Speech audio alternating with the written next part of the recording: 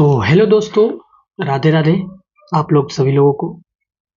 आज हम लोग क्लास 10th की बिहार बोर्ड के चैप्टर नंबर 1 प्रश्नावली 1.1 वास्तविक संख्या पे बात करेंगे।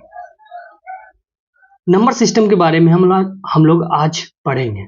नंबर सिस्टम है क्या, वास्तविक संख्या है एक्चुअली में है क्या। तो हम लोग प्रश्नावली 1.1 पे चलने से पहले ये मैं वास्तविक संख्या के बारे में कुछ बेसिक बातें आप लोगों को बताना चाहता हूं, जिससे कि बेसिक आपको क्लियर रहे।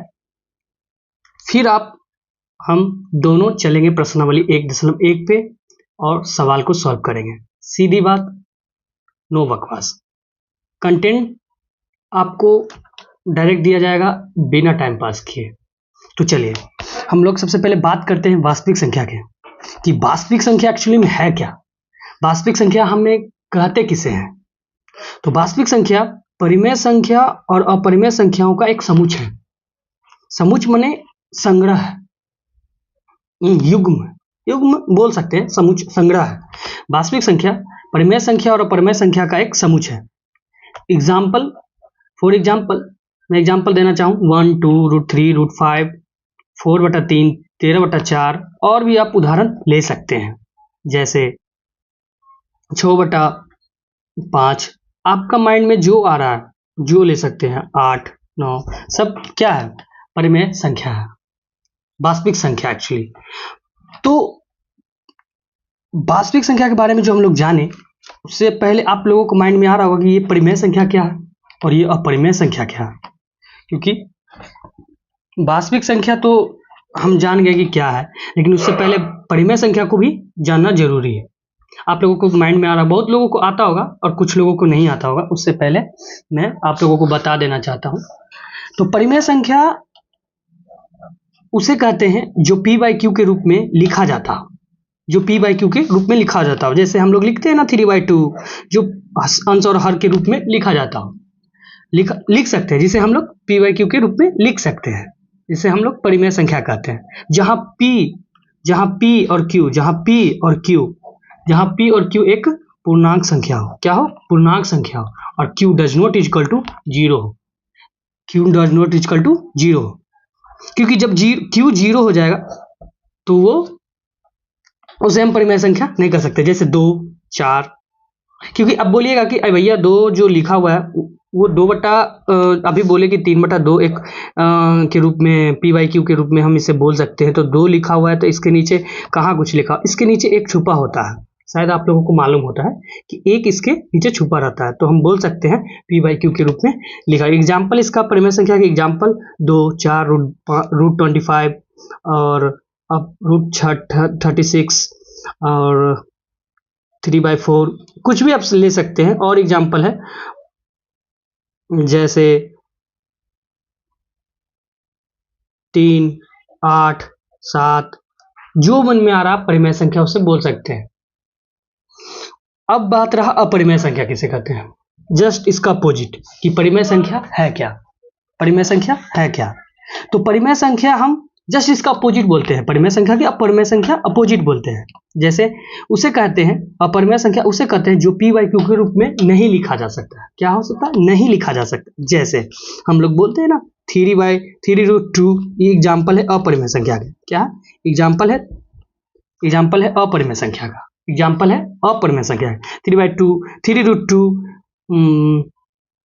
या आप देखते होंगे कि 4.222 जिस पे रेकरिंग, तो ये सब क्या है, अपरिमेय संख्या के अंतर्गत आता है।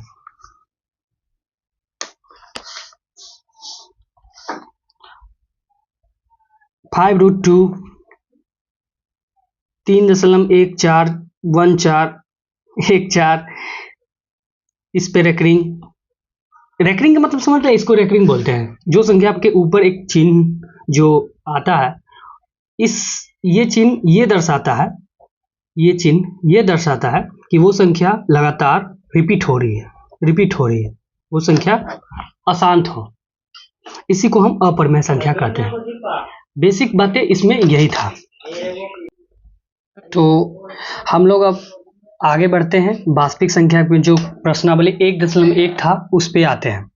तो 1.1 में प्रश्नावली में हम लोग पहला क्वेश्चन क्या कहता है, मैं क्वेश्चन का जो अथी भी लगा दूंगा, क्वेश्चन भी लगा दूंगा ऊपर। आगे बढ़ते हैं वास्तविक संख्या पे। तो भाइयों वास्तविक संख्या के प्रश्नावली 1.1 में क्वेश्चन क्या है, निम्नलिखित संख्याओं का एचसीएफ ज्ञात करने के लिए यूक्लिड विभाजन एल्गोरिथम का प्रयोग कीजिए। सवाल 1 में बोलता है प्रश्नावली 1.1 में कि निम्नलिखित संख्याओं का एचसीएफ ज्ञात करने के लिए यूक्लिड विभाजन एल्गोरिथम का उपयोग करें। अब पहले हम लोग बताएंगे आप लोगों को यूक्लिड विभाजन का उपयोग है क्या, यूक्लिड विभाजन है क्या। सबसे पहले एग्जाम बोर्ड में आप लोगों को कम से कम 2 पेन का यूज करना है, ये 2 पेन, क्योंकि जब एग्जामिनर जो आपका कॉपी जब जांचेंगे तो जिस तरह से आप व्यवस्थित करके सवालों का जवाब देंगे, ये 2 पेन का यूज करना है आपको मेजर। ये रेड का नहीं, ये तो आप लोगों के लिए बताने के लिए। ये 2 पेन का कहाँ कहाँ यूज है, कैसे कैसे यूज करना मैं आपको बताऊंगा, और सेम टू सेम वैसे ही करना। बाकी आप रिजल्ट देखिएगा कि कैसे इम्पैक्ट पड़ता है उस पर। तो चलिए आगे हम बताता हूँ कि यूक्लिड विभाजन एल्गोरिथम है क्या। देखिए यूक्लिड विभाजन एल्गोरिथम क्या है, जो हम लोग पीछे के क्लास में हम पढ़े होंगे, चाहे पहले भी पढ़े होंगे, कि आप लोग जानते होंगे कि भाज्य बराबर भाजक गुना भागफल प्लस शेषफल। भाज्य गुना भाजक प्लस शेषफल लोग पढ़े होंगे। तो भाज्य कहते किसके हैं, मान लीजिए कि हम 12 को 145 को 12 से डिवाइड कर रहे हैं, 145 को 12 से डिवाइड कर रहे हैं। तो मेजरली हम लोग जब लगाते हैं कि 12 के एक मरते लगाया तो 12 है, 2 घट के 5 उतरा, फिर 12 लगाया, या 12 के मरते 12 लगाएंगे तो 144 एक शेषफल आएगा। भागा तो आपको समझ में आ रहा होगा कि कैसे कैसे काम कर रहा है। तो इसको हम भाजक बोलते हैं, ये 12 को, इस 145 को भाज्य बोलते हैं, और भागफल जो ये 12 आया नीचे शेषफल। तो भाज्य को ही ए बोलेंगे, भाजक को बी बोलेंगे, और भागफल को क्यू बोलेंगे, और शेषफल को आर बोलेंगे। तो इस नियम के हिसाब से ए इज इक्वल टू जो भाज्य इज इक्वल टू भाजक गुना भागफल प्लस शेषफल। तो ए बराबर बी क्यू प्लस आर, जहां आर जो है 0 से बड़ा होगा और आर से बड़ा बी होगा। ये बात मेजर आपको याद रखना हो। कुछ भी बात आपको मन में आ रहा होगा डाउट, तो प्लीज कमेंट करके बताइएगा कि कहाँ प्रॉब्लम हो रहा है, आपको क्या तकलीफ हो रहा है, उसमें मैं कोशिश करूंगा बढ़ोतरी करने का, ठीक करने का, कुछ गलती हो रहा होगा तो देखिए यूक्लिड विभाजन इसी को कहते हैं। तो सवाल हमारा पहला ये था 135 और 225, 135 और 225 बोर्ड में कैसे हल करना उसे हम बताते हैं कैसे करते हैं। देखिए तो हम लोग मेजर जानते हैं कि 225 और 135, 225 और 135। तो देखिए तो हल नंबर 1 पहले ब्लैक पेन का यूज करेंगे। अब रेड का कोई काम नहीं है तो ब्लैक पेन का यूज करेंगे। हल नंबर 1 लिखेंगे, हल नंबर 1 पे लिखेंगे। इसमें हम लोग पहले देखेंगे कि बड़ा कौन है, 225 और 135 में बड़ा कौन है। 225 बड़ा है तो बड़ा करेंगे 135, ये छीन देना जरूरी है, इसलिए यहाँ चुक्की भी लिख सकते हैं आप, चूंकि 225 बड़ा 135 से, इसलिए a बराबर 225 हो जाएगा, b बराबर 135 हो जाएगा। यूक्लिड विभाजन एल्गोरिथम से आपको बता दिया है हमने कि यूक्लिड विभाजन एल्गोरिथम है क्या। आपको मेजर रूप से जो बेसिक बातें था अब तक खत्म कर चुके हैं। अब डायरेक्ट सवालों पे आएंगे, दवा के सवाल करेंगे। तो आइए, a बराबर बी क्यू प्लस आर, जहां वो 0 बड़ा है r से, 0 से बड़ा है r और r से बड़ा b है। ये बात लिखना बहुत जरूरी है, थोड़ा गौर कीजिएगा मैं क्या बोल रहा हूं। 0 से बड़ा है r से बड़ा है b, ठीक है। तो चरण नंबर 1 लिखेंगे, चरण नंबर 1 ये देना बहुत जरूरी है। आपको लग रहा होगा ये क्या है चरण नंबर और चरण, ये स्टेप बाय स्टेप आपको फॉलो करना है, और जब तक 0 r के बराबर 0 ना हो तब तक हमको करना है। एचसीएफ वही होता है, यूक्लिड विभाजन उसी को कहते हैं। तो लिखेंगे साइड में, आप कॉपी में वहाँ भागा दे सकते हैं, हम तो भागा यहाँ दे के हम दिखाए थे आपको, तो यहाँ साइड में हम भागा दे के रखे हुए हैं। तो मैं दिखा देना चाहता हूँ कि कैसे कैसे किए हैं। तो यहाँ जरा गौर से देखिएगा कि ए में भागा दिए हैं 20 से 135, तो 135 भागा दिए एक मरते तो 90 शेष फल आया है, इसमें तो 90 शेष फल आया है। ये रहा शेष फल और ये रहा एक भागफल और ये भाज्य 225 है ना, और ये भाजक है। तो हम क्या बताए थे आपको, a बराबर बी क्यू प्लस आर, तो a मेरा क्या हो गया 225, b मेरा क्या हो गया 135 और q जो हमारा भागफल था वो 1 आया। देखिए 1 आया, इसीलिए 1 गुना 1 करेंगे और प्लस r हमारा 90 आया, तो 90 लिखेंगे। और चूंकि यहाँ घेर अथी कोष्ट में लिखेंगे कि चूंकि r बराबर r does not equal to 0, चूंकि r does not equal to 0, चरण नंबर 2 देंगे, ब्लैक पेन से देंगे चरण नंबर 2। वैसे ही इस बार देखिए हमारा ये भाज्य ये हो गया 135, भागफल ये हो गया और ये भाजक हो गया। इस बार समझ रहे हैं ना मैं बात आपको क्या बता रहा हूँ, बात को समझ रहे हैं ना। तो इस बार हमारा भाज्य 135, देखिए 135 ये हो गया, b हो गया 90 और गुना 1, अभी भी से भागफल 1 है और प्लस से 45, जो कि r जो है 0 के बराबर नहीं है। देखिए क्योंकि 45 है तो r बराबर 0 नहीं है, इसीलिए लिखेंगे चूंकि r does not equal to 0। चरण नंबर 3 पे आएंगे।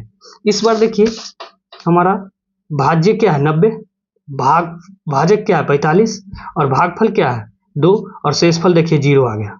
क्या आ गया, काट दिए इसका मतलब 0, तो शेषफल क्या आया 0, तो यानी यहीं पर मेरा सवाल सॉल्व हो गया। इस बार देखिए भाज्य 90, भाजक 45, भागफल 2 तो 2 दिए प्लस शेषफल 0 तो शेषफल 0 और इस चूंकि r बराबर 0 हो गया, यही सवाल समाप्त हो गया। इसी को बोलते हैं यूक्लिड विभाजन और लिखेंगे लास्ट में कि अतः 135 और 225 का HCF 45 है। आंसर देंगे। ये तो मैं आपको समझाने के लिए धीरे धीरे बता रहा था, आप रिवीजन कीजिएगा तो आपको रनिंग में आप आ जाइएगा। इसी को मेजर रूप से हम लोग बोलते हैं यूक्लिड विभाजन एल्गोरिथम का प्रयोग। हल नंबर 1 आप लोगों को मैं बता दिया और हल नंबर अब 2 करके बताएंगे। देखिए अब मैं बताऊंगा बना के, वो तो मैं मेजर आपको बता दिया था बना के कि कैसे कैसे करना है, अब मैं बताऊंगा। देखिए यहाँ लिखेंगे हल 2 नंबर, हल नंबर 2 या ऐसे भी हल नंबर 2 या हल नंबर 2 क्या है, चूंकि 196 यहाँ देखिए 196 और 38,220 में बड़ा कौन है, तो 38,220 से बड़ा है क्या 196 बड़ा है। तो इसमें इस बार क्या हो जाएगा, अब ग्रीन पेन का यूज करेंगे, सॉरी ब्लू पेन का, तो लिखेंगे इसलिए a बराबर 38,220 और b बराबर 196, b बराबर 196 दिख रहा है आपको। और फिर ब्लैक पेन का यूज करेंगे। उससे पहले हम लोग क्या करेंगे, भागा दे देंगे। आप कॉपी में साइड में, बोर्ड में साइड में कॉपी में भागा दीजिएगा, यहाँ जगह नहीं है इसीलिए मैं आपको एक अलग पेज पे बता रहा हूँ भागा देके कि कैसे कैसे करना है।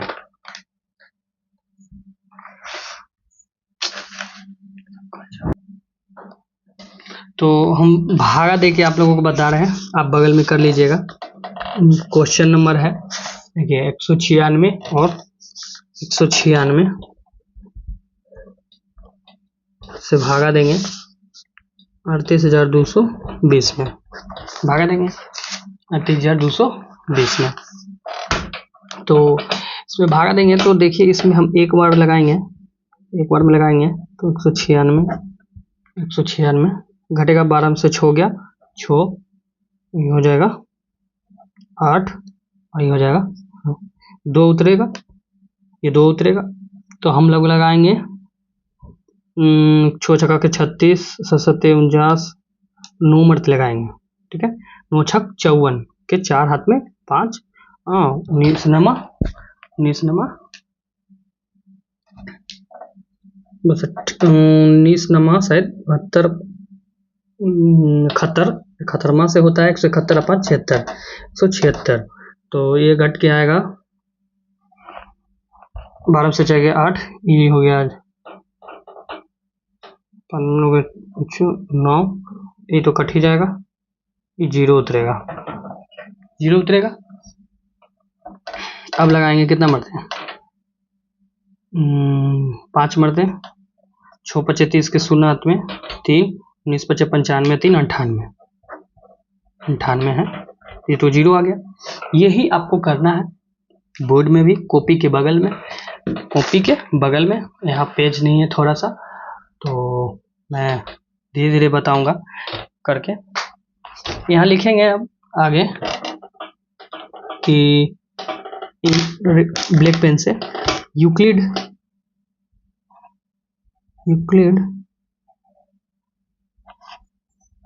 विभाजन एल्गोरिथम से, थोड़ा राइटिंग के लिए इशू है मेरा, थोड़ा सा आप संभाल लीजिएगा, ठीक है। ब्लू पेन से लिखेंगे ब्लैक पेन से ही देंगे चरण नंबर 1। आप एक पेन से भी यूज कर सकते हैं, ऐसा कुछ नहीं है कि आप ब्लू पेन से लिखिएगा तभी जाके आपको 2 पेन से लिखिएगा तो नंबर मिलेगा। ऐसे एक सिस्टमेटिक सुंदर लगता है देखने में, कॉपी जांचने वाला को भी मन अच्छा लगता है। कॉपी देखिए किस तरह से मेरा ये बना हुआ है, नंबर बैठाने में ही टीचर्स लोगों को मजा आता है, मास्टर लोग जो कॉपी जांचता है, ठीक है। तो चरण नंबर 1 में हमारा क्या है, जो एल्गोरिथम का नियम क्या है, A is equal to B Q plus R, जहां 0 से बड़ा R है, R से बड़ा B है। देखिए यहाँ पेज नहीं है तो अगला पेज पे आप लोगों को मैं बताता हूं। तो उस फॉर्मूला के हिसाब से A क्या है हम लोगों का, A क्या है, यहाँ देख लीजिए A क्या है, ये हमारा A हो गया, A is equal to E B हो गया, ई क्यू हो गया, ये क्यू हो गया, और ये हमारा आर हो गया, देख रहे हैं। इसमें ये आर हो गया, एक ही बार में सब कट गया है, इसमें कट गया। तो हम लिखेंगे चरण 1, नीचे चरण 1 पे लिखा हुआ है, चरण 1 पे लिखा हुआ है, वहाँ लिख देंगे हम लोग क्या कि 38,220 बराबर 196 गुना 195 प्लस आर कितना है, 0 है, आर 0 है ना, क्योंकि ये तो भाग लग के कट गया, ये आर हो गया 0, ये तो 0। यहाँ लिखेंगे कि चूंकि आर बराबर हो गया 0 के, ये एक ही चरण में काम हो गया। कोई सवाल रहता है 2-3 चरण लेता है, 2 चरण लेता है, ये एक ही चरण में हो गया, इसलिए लिखेंगे अतः 196 और 38,220 का लसा HCF 196 होगा। ये आपको मालूम है ना कि क्यों होगा, क्योंकि HCF में भाजक ही HCF होता है। जो भागा हम लोग देते हैं तो जनरली आपको लगता है आंसर तो 195 है, नहीं, HCF ये होता है, इनको नहीं मालूम है, मैं बता देना चाहता हूँ, ठीक है। सवाल नंबर अब 3 पे आएंगे, लिखेंगे क्वेश्चन नंबर 3 में हल 3, ठीक है। हल 3 में दिया हुआ है क्या, हल 3 में देखिए हम लोग बता रहे हैं, हल 3 में दिया हुआ है 867 और 255।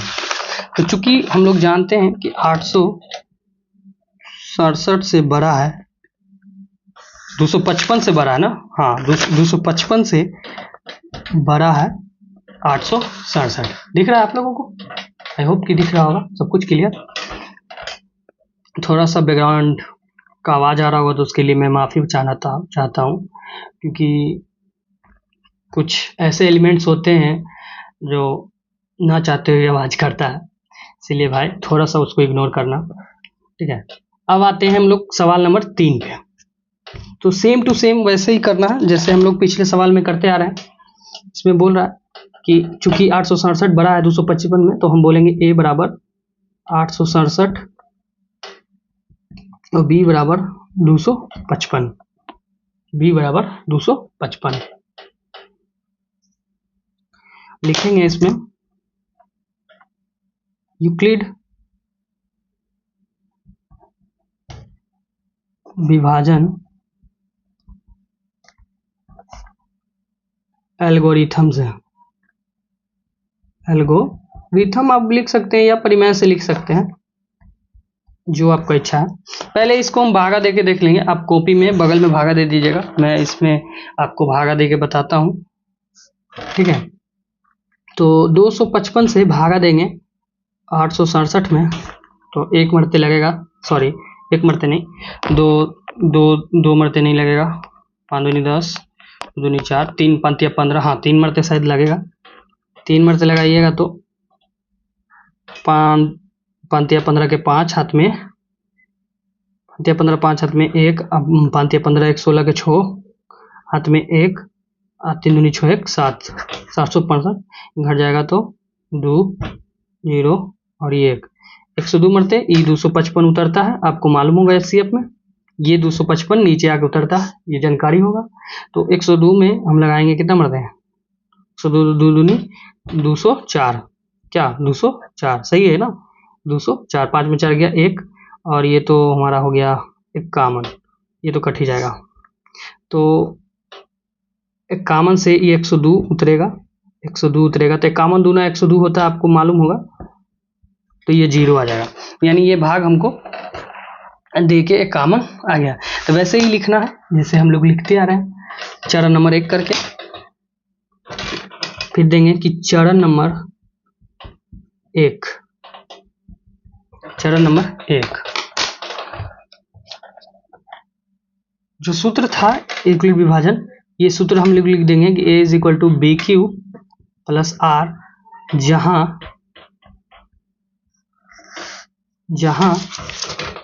जहां 0 से बड़ा है r और उससे बड़ा है b, ये बात जरूर लिखना है, जरूर पेपर में लिखना है। तो हम लोग लिखेंगे a क्या है, यहाँ ये हमारा 867 है, = b कितना है 255, और गुना भागफल कितना आया, देखिए भागफल 3 आया और प्लस शेषफल 102 आया। तो यहाँ लिखेंगे कि चूंकि r does not equal to 0, चूंकि r does not equal to 0 है ना, दिख रहा है ना आपको। फिर लिखेंगे ब्लैक पेन से चरण नंबर 2। इसी तरह आप लोगों को सवाल अच्छा लग रहा है मेरा बताने का तरीका, धीरे धीरे मैं बता रहा हूँ आप लोगों को, तो प्लीज़ मेरे चैनल से जुड़े रहिएगा। और मैं सारे विषय का धीरे धीरे सारे विषय का मैं आपके बोर्ड एग्जाम तक टोटल में करवा दूंगा, जो मेजर इंपॉर्टेंट है खास करके वो चैप्टर में करवा दूंगा, हिंदी हो संस्कृत हो या कोई विषय हो, मैं 12 तक पढ़ाने वाला हूँ। तो प्लीज़ भाई को सपोर्ट करना, साथ में लगल रहना, मैं यही कहूँगा और कुछ नहीं, और मन लगा के पढ़िए। तो देखिए 867 से 255 गुना 3, ये तो r does not equal to 0। अब यहाँ देखिए मेरा भाज्य अब इस बार 255 हो गया, 255 हो गया, और भाजक क्या हो गया 102, भागफल 2, भागफल 2, तो यहाँ 2 कर देंगे और प्लस शेषफल 51, 51 इस बार भी क्या हो गया कि चूंकि r क्या है डज नॉट इक्वल टू 0 है, r क्या है डज नॉट इक्वल टू 0 है। फिर से लिखेंगे कि चरण नंबर 3, चरण नंबर 3, चरण नंबर 3 लिख के इस बार देखिए चरण नंबर 3 में भाज्य 102 है, इज इक्वल टू भाजक हमारा 51 है, और भागफल इस बार भी 2 है, और शेषफल इस बार 0 आ गया, ये देखिए। इसलिए चूंकि r इज इक्वल टू 0, यहीं तक करना है, यहीं तक रुक जाना। जब 0 r आ गया, r जब 0 के बराबर आ गया, वहीं पे सवाल खत्म। अब लिखेंगे कि अतः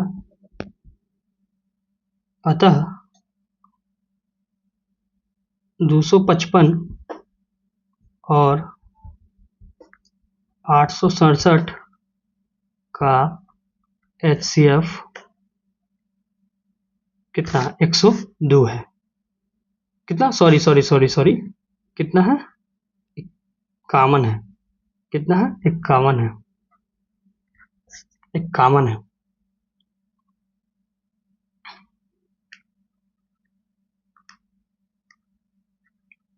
आंसर यहाँ भी आंसर लिख देना।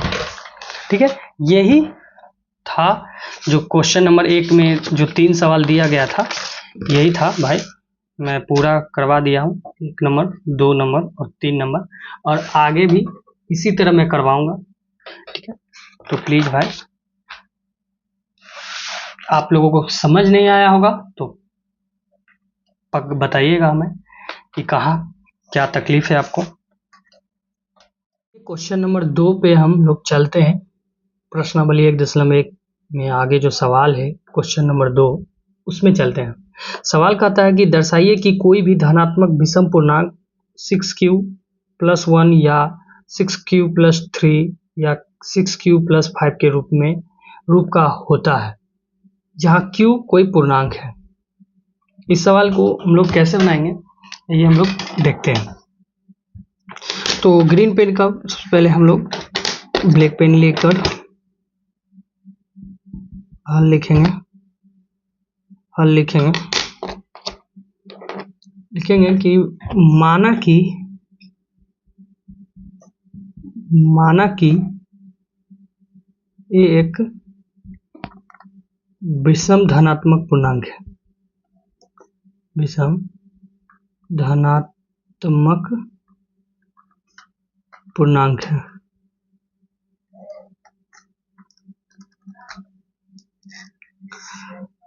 क्योंकि इसमें ये पता चल रहा है कि जो हमारा ए जो है धनात्मक पूर्णांक, जो हमको बोल रहा है कोई भी धनात्मक विषम पूर्णांक जो 6q + 1 या 6 + 3 या 6q + 5 के रूप में होता है। तो इसीलिए हम यहाँ लिखेंगे कि इसीलिए b = 6। आप लोगों का माइंड में आ रहा होगा कि अरे यार b = 6 कैसे हो गया, तो मैं बताता हूँ अभी कि कैसे हुआ।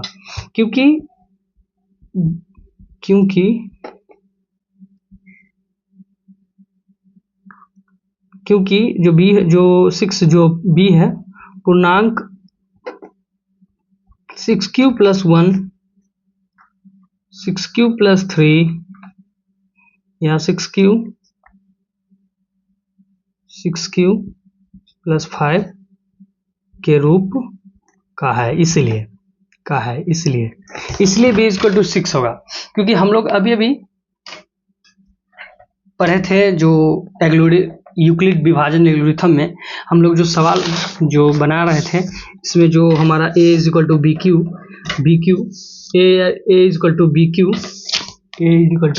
bq दिख रहा है ना आप लोगों को, a = bq + r। तो हम लोग यहाँ जो a एक विषम धनात्मक पूर्णांक माने हैं, तो उसमें हम लोग देख रहे हैं ना कि जो सवाल है 6q + 5 या 6q + 1, उस वहाँ पे देखिए यहाँ 6 जो है b के बराबर में है। 6 जो है b के बराबर में दिख रहा है आप लोगों को। 6 जो है यहाँ 6 जो है b के बराबर में, फिर वही तभी तो 6q + r या 1 के बराबर में सवाल कर रहा। समझ रहे मैं बात को क्या बोलना चाह रहा हूँ कि कैसे b जो है 6 के बराबर आया, समझ रहे हैं। तो यूक्लिड विभाजन के नियम से ही आता है। तो हम यहाँ लिखेंगे, हम लोग यहाँ लिखेंगे कि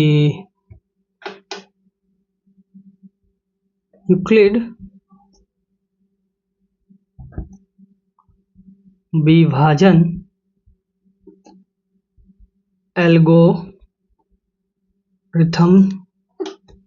से हम लोग जानते हैं कि a = bq + r, जहाँ 0 से बड़ा होगा b r से बड़ा होगा क्या b।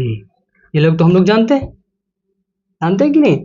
तो a = b की जगह क्या आएगा 6 आएगा, 6q + r, समीकरण 1 मान लेंगे। क्या इसको मानेंगे, समीकरण 1 मानेंगे। तो देखिए यहाँ r जो है, हमारा ये जो r है हमेशा b से छोटा ही होगा।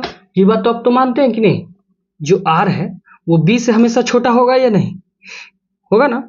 इसीलिए r इज इक्वल टू 1 0 1 2 3 4 5 मानेंगे क्योंकि 5 से छोटा होगा, क्योंकि सॉरी छो से छोटा होगा। r जो हमारा होगा छो से छोटा होगा, क्योंकि छो क्या है b है, छो क्या है b है, 6 क्या है b है। अब b r जो क्या होगा b से हमेशा छोटा होगा, होगा ना। यूक्लिड विभाजन एल्गोरिथम से जो हम लोग पढ़ते आ रहे हैं उस हिसाब से b जो क्या होगा, b जो क्या होगा, r जो क्या होगा b से छोटा होगा, r क्या होगा b से छोटा होगा। इसीलिए r इज इक्वल टू 0 1 2 3 4 5 मान सकते हैं कि नहीं, दिख रहा है आप लोगों को। तो हम यहां लिखेंगे कि समीकरण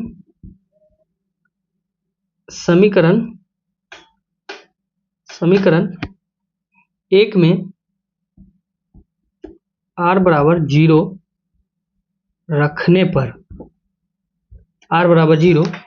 पर, यहाँ क्या हो जाएगा, a is equal to 6q plus 0 या 6q, समीकरण इसे हम 2 मान लेते हैं। ठीक है। और अब आगे हम लोग आप लोगों को बताते हैं कि कैसे करना है। लिखेंगे कि पुनः समीकरण एक में r बराबर 1 रखने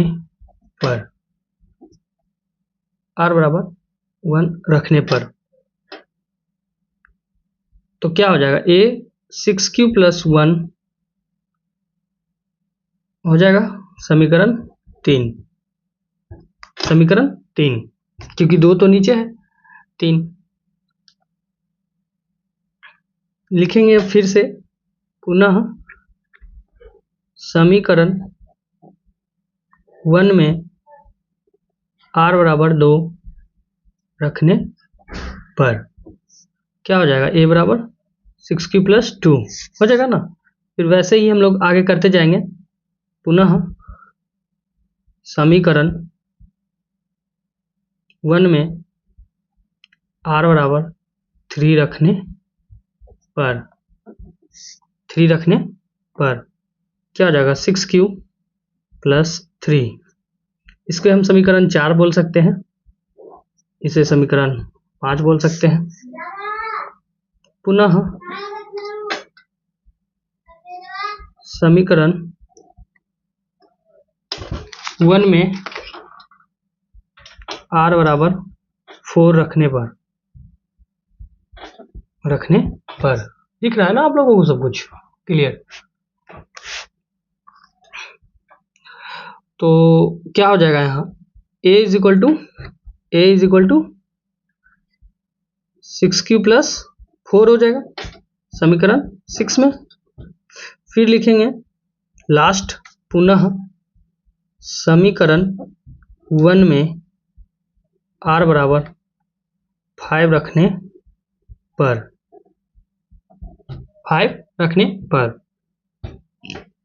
तो क्या हो जाएगा, a is equal to 6q plus 5 समीकरण 7, राइट। शायद समीकरण नंबरिंग देने में गलती हो गया होगा, तो प्लीज ध्यान रखिएगा उस बात को। तो ये तो हो गया। अब कह रहा है, तो हम लोग अब देखेंगे कि सवाल यहीं तक बनाना था, क्योंकि 5 तक हमको मान रखना था।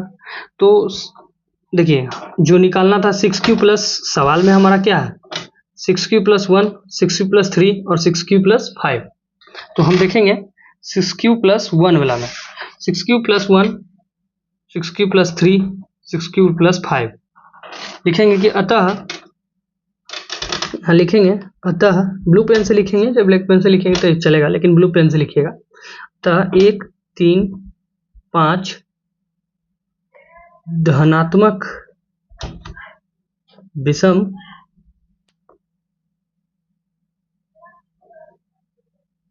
पूर्णांक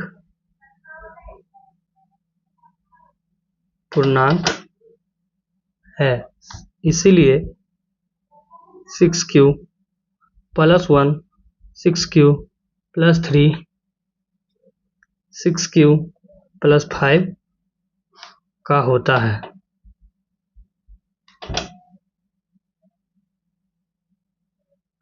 होता है, दिख रहा है ना आप लोगों को? 6q + 1 q प्लस दिखा ना, होता है। यही आंसर हो गया, क्या होता है, लिख सकते हैं प्रूव्ड।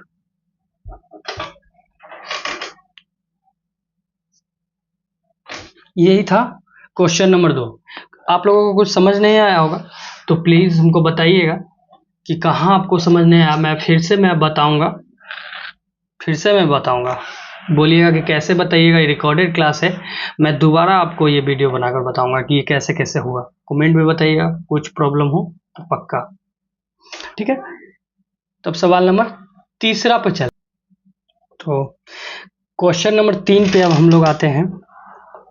क्वेश्चन नंबर 3 में कहता क्या है कि किसी परेड में 616 सदस्यों वाली एक सेना आर्मी की टुकड़ी को 32 सदस्यों वाले एक आर्मी बैंड के पीछे मार्च करना है। दोनों समूहों को समान संख्या वाले स्तंभों में मार्च करना है। उन स्तंभों की अधिकतम संख्या क्या है जिनमें वे मार्च कर सकते हैं। तो इन सवाल में हम लोगों को सीधा सीधा दिख रहा है कि हमें सवाल बोल रहा है कि स्तंभों की अधिकतम संख्या। जब ऐसा सवाल हमको आता है और एचसीएफ एलसीएम के जो चैप्टर से आता है तो जनरली इसमें हम लोग एचसीएफ इसमें निकालने के लिए सीधा सीधा बोलता है। तो लेकिन हम लोग नॉर्मली एचसीएफ नहीं निकालेंगे। इसमें बच्चा लोग क्या करता है, डायरेक्ट एचसीएफ निकाल देता है। नहीं, हम लोग यूक्लिड विभाजन एल्गोरिथम से ही प्रयोग करके और प्रॉपर एक सॉल्यूशन वे में ही सवाल का जवाब देना है, तब जाके वो हमको सवाल 2 नंबर का या 5 नंबर का, जो भी 2 नंबर का हो, 5 नंबर का तो नहीं रहेगा, 2 नंबर का वो देगा। आप सीधे सीधे नहीं बना दीजिएगा एचसीएफ भागा निकाल के, है कि नहीं। तो इसमें प्रयोग ही होगा यूक्लिड विभाजन एल्गोरिथम, ठीक है। तो हम पहले हल सवाल के करेंगे हल। सॉरी, माफी चाहिए यदि आवाज करता होगा कुछ एक्स्ट्रा तो भाई साहब। इसमें बोल रहा है कि परेड में कुल सैनिकों की कुल सैनिक की संख्या कर रहा है। परेड में कुल सैनिक या आर्मी, ठीक है, कर रहा है। सॉरी, ब्लू पेन से यूज करेंगे। परेड में कुल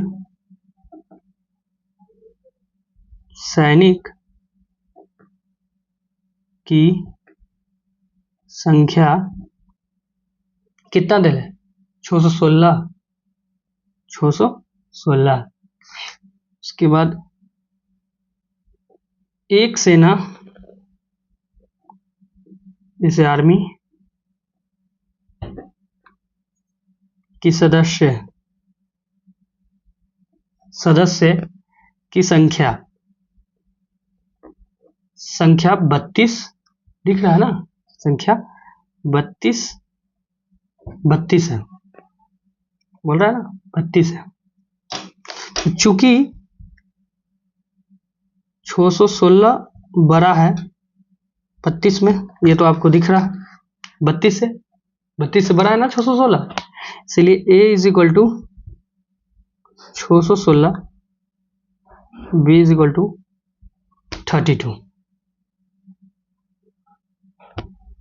32 पेज नहीं है। हम आगे आप लोगों को बताता हूँ कि कैसे करना है।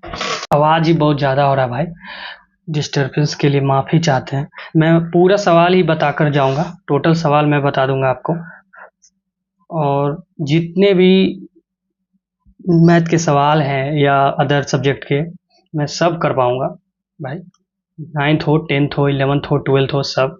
और जितने भी हमारे बिहार बोर्ड से रिलेटेड जो फॉर्म आएंगे वो भी हम इस पे आपको बताएंगे कि कैसे क्या करना है कि नहीं। तो देखिए आगे कह रहा है कि Euclid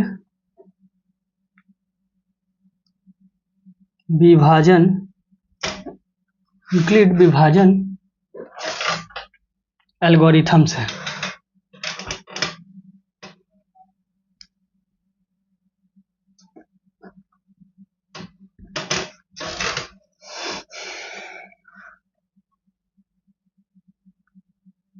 A is equal to B Q plus R, जहाँ आर जो है 0 से बड़ा है और उससे बड़ा बी है। अब तक तो आप लोग को रट गया होंगे कि क्या क्या इसमें हो रहा है। ठीक है, तो इसमें लिखेंगे, उसमें लिखेंगे क्या, इससे पहले मैं बगल में आप भागा दे दीजिएगा, मैं भागा दे देता हूँ। इसमें मैं भागा दे देता हूँ, किसे, ताकि आसान हो। 32 से 616 में 32 से कहाँ है 32, ये हो गए 9, ये हो गए 2, ये 6 उतर जाएगा, फिर 9 मर्त लगाए गए, 9 दूनी 18, 9 तिया 27, 9 दूनी 18, 9 तिया 27, 1 28, सॉरी 28, 16 में से 8 गया 8, ये तो कट जाएगा, यानी ये 8 उतरेगा, कितना 32, 8 चौक 32, 8 चौक 32, खत्म। तो यहाँ उपयोग करेंगे,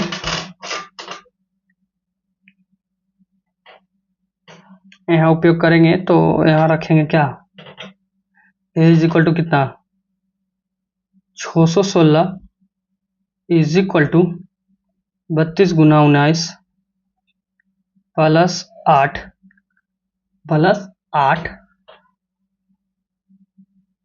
चूंकि 8 does not is equal to 0, चरण नंबर 1 यहाँ लिखेंगे, चरण नंबर 1, ठीक है, चरण नंबर 1 थोड़ा सा सट गया भाई, थोड़ा सा गड़बड़ा गया है, थोड़ा सा सट गया है, ठीक है, थोड़ा सा हटा के आपको लिखना है चरण नंबर 1। फिर लिखेंगे चरण नंबर 2, ये ब्लैक पेन से लिखिएगा, चरण नंबर 2, इसमें लिखेंगे, देखिए इसमें चरण नंबर 2 में क्या आएगा, 32 इज इक्वल टू 8 गुना 4 प्लस 0, क्योंकि इसमें r जो हो गया, चूंकि r बराबर है 0 के, चरण नंबर 2 में आ गया ना, ये हम लिख सकते हैं कि अतः समूहों में मार्च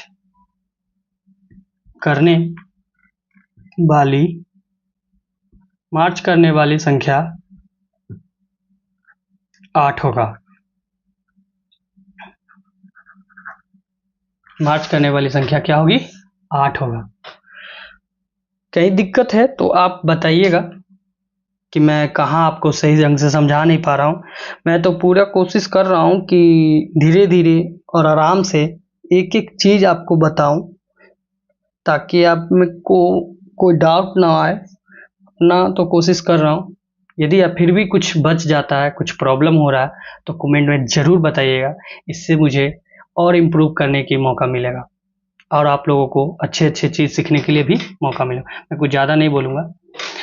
अब आते हैं क्वेश्चन नंबर 4 पे, क्वेश्चन नंबर 4 पे 3 हो गया, क्वेश्चन नंबर 4। तो आइए, जिस तरह हम लोगों ने क्वेश्चन नंबर 2 में किए थे सवाल, जस्ट लाइक क्वेश्चन नंबर 4 में भी उसी तरह से है।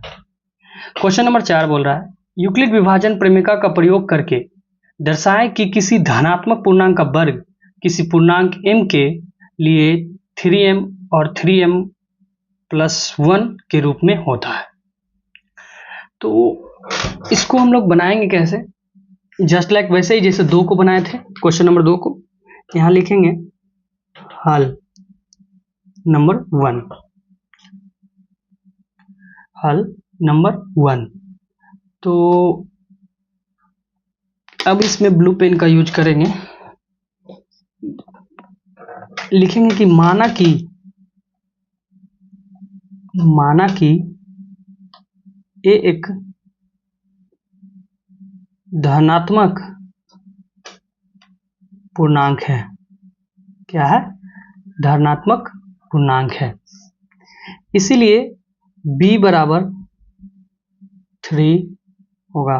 क्योंकि आप तो समझ गए होंगे कि जिस तरह से पिछला सवाल 2 नंबर में 6 हुआ था, वैसे ही इसमें भी 3 होगा, 3m या 3m+1 के रूप में होगा, के रूप का होगा।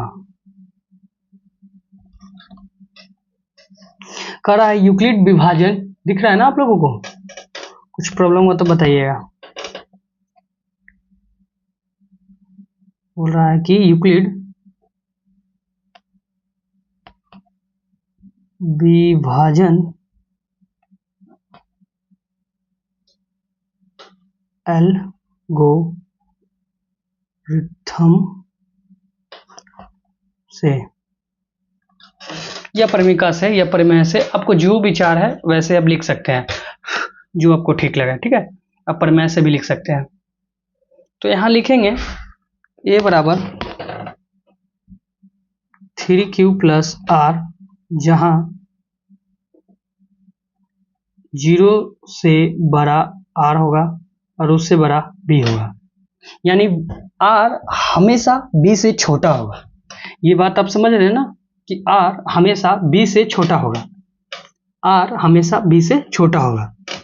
तो हम लोग लिखेंगे कि r बराबर 0, 1, 2 माना, क्योंकि b क्या है, 3 है, b क्या है, 3 है, b क्या है, 3 है, तो उससे तो कम ही मांगना पड़ेगा, क्योंकि पिछला क्वेश्चन 2 नंबर में हम समझा चुके हैं कि कैसे करना है। समीकरण 1 में इसे समीकरण यहां नहीं लिखे हम लोग, समीकरण 1, सॉरी एक सेकेंड, सॉरी गलती हो गया था इसमें, यही कि 3q प्लस r यहाँ है ना, यहाँ bq होगा, यहाँ क्या होगा, bq प्लस r होगा ना, जो एल्गोरिथम का फॉर्मूला है। इसमें हम दोबारा रिपीट करेंगे कि a is equal to b की जगह क्या है, 3 है, तो 3q प्लस r रखेंगे, ठीक है। इसमें समीकरण 1 मानेंगे। अब लिखेंगे कि समीकरण 1 में r बराबर 0 रखने पर a बराबर क्या हो जाएगा, 3q प्लस 0 या क्या हो जाएगा, 3q। समीकरण 2, इसमें वर्ग के बारे में बात किया गया है कि किसी धनात्मक पूर्णांक का वर्ग, बोल रहा है ना वर्ग किसी पूर्णांक, तो यहां हम दोनों पक्षों में क्या कर देंगे, वर्ग कर देंगे। दोनों पक्षों का वर्ग करने पर, क्या करने पर, वर्ग करने पर क्या निकलेगा, a square is equal to 3q square है। तो यहां हम लिखेंगे, दिख रहा है ना, दिख रहा होगा शायद, a स्क्वायर बराबर 3 स्क्वायर क्या होगा, 9q square, 9q square, a square में से हम 3 कॉमन लेंगे तो 3q स्क्वायर हो जाएगा, हो जाएगा। अब यहां लिखेंगे कि a square is equal to 3m, 3m, चूंकि 3q square is equal to m माना। अब बोलिएगा कि m, फिर ये क्या हो गया m, तो हम 3m के रूप में, क्वेश्चन बोल रहा है कि 3m के रूप में हमको लिखना है, 3m के रूप में लिखना है, इसीलिए हमको m मानना पड़ेगा 3q के स्क्वायर में, मानना पड़ेगा 3q के स्क्वायर में। अब आगे चलते हैं, आगे चलते हैं, आगे चलकर यहां लिखेंगे पुनः, दिख रहा है ना, पुनः r इज इक्वल टू 1 समीकरण 1 में रखने पर, समीकरण 1 में रखने पर, ठीक है। a इज इक्वल टू क्या हो जाएगा, 3q प्लस 1 हो जाएगा। दोनों पक्षों का वर्ग करने पर, वर्ग करने पर क्या हो जाएगा, a स्क्वायर 3q प्लस 1 का होल स्क्वायर, यही होगा, यही होगा ना, दोनों तरफ हम स्क्वायर करेंगे तो ये क्या हो जाएगा, a का a स्क्वायर हो जाएगा बराबर ए प्लस बी के होल स्क्वायर हो जाएगा ना। ये आप लोगों को करना आ रहा होगा कि इसको हम ए मानेंगे, इसको बी मानेंगे, तो ए प्लस बी के होल स्क्वायर तो आप लोगों को आता ही होगा। ए प्लस बी के होल स्क्वायर आप लोगों को आता ही होगा, हम बता देते हैं फिर भी, a square plus 2ab plus b square. ठीक है, जिनको नहीं आता है थोड़ा सा आप देख सकते हैं। हालांकि हम आशा करते हैं कि आप लोगों को ये सब बेसिक बातें आता होगा।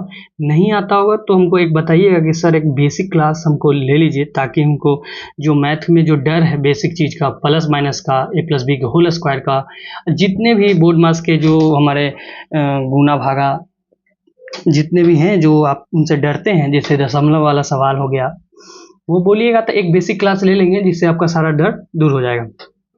ठीक है, तो हम आगे चलते हैं। इसमें हम क्या लिखेंगे, 3q के स्क्वायर, क्योंकि ए स्क्वायर है, प्लस 2 इंटू ए इंटू बी होगा ना, 2 इंटू ए इंटू बी। तो यहाँ लिखेंगे 3 दूनी 6q होगा ना, 3 दूनी 6 अगुना 1 प्लस 1 के 1 हो जाएगा, 1 स्क्वायर। ये बात समझ में आया मैं कैसे कर दिया, नहीं तो मैं अलग करके बताता हूँ कि कैसे ये मैं किया।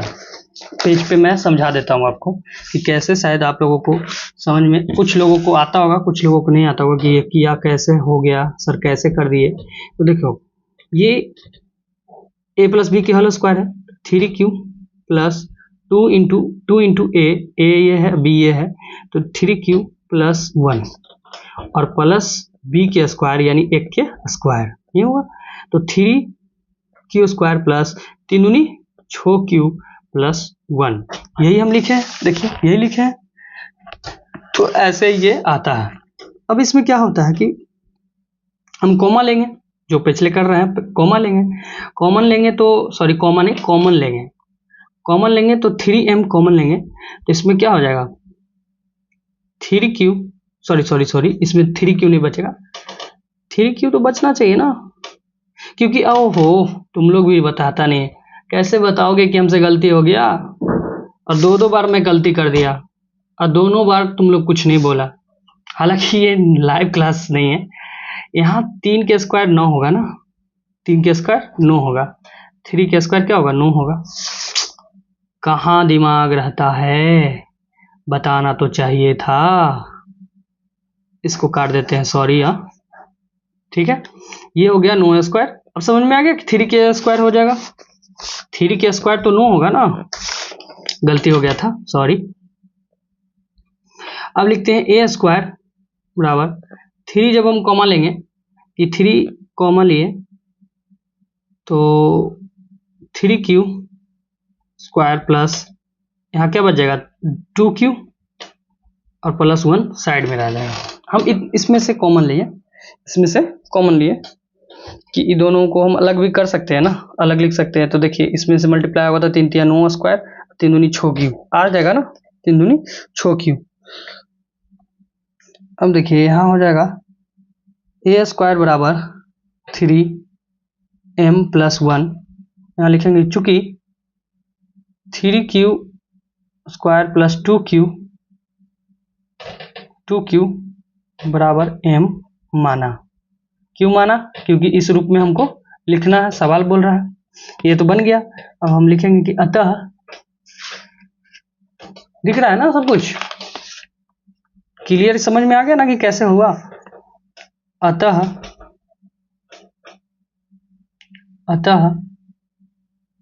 सभी धनात्मक पूर्णांक 3m या 3m प्लस 1 के रूप